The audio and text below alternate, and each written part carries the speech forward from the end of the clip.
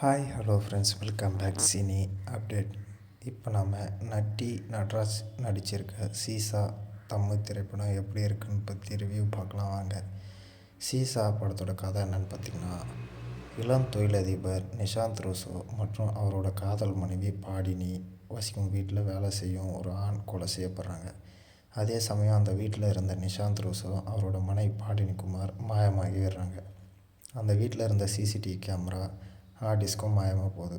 கொலை வழக்கை விசாரிக்கிற போலீஸ் இன்ஸ்பெக்டராக நட்டி நட்ராஜ் மாயமான தம்பதியையும் கண்டுபிடிக்கும் முயற்சியில் இறங்குறாரு. விசாரணையில் நிஷாந்த் ரூசோ பற்றி பல அதிர்ச்சிகரமான விஷயம்லாம் போலீஸ் இன்ஸ்பெக்டரான நட்டி நட்ராஜுக்கு தெரிய வருது. மாயமான நிஷாந்த் ரூசோ மட்டும் மீண்டும் தனது வீட்டுக்கு வராரு.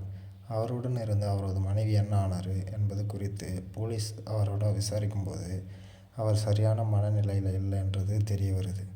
பாடினியோட நிலை என்ன என்பதை கண்டுபிடிப்பதற்காக வேறு கோணத்தில் விசாரணை மேற்கொள்ளும் நட்டி நட்ராஜுக்கு அதிர்ச்சிகரமான உண்மையும் பாடினியோட நிலைமையும் தெரிய வருது.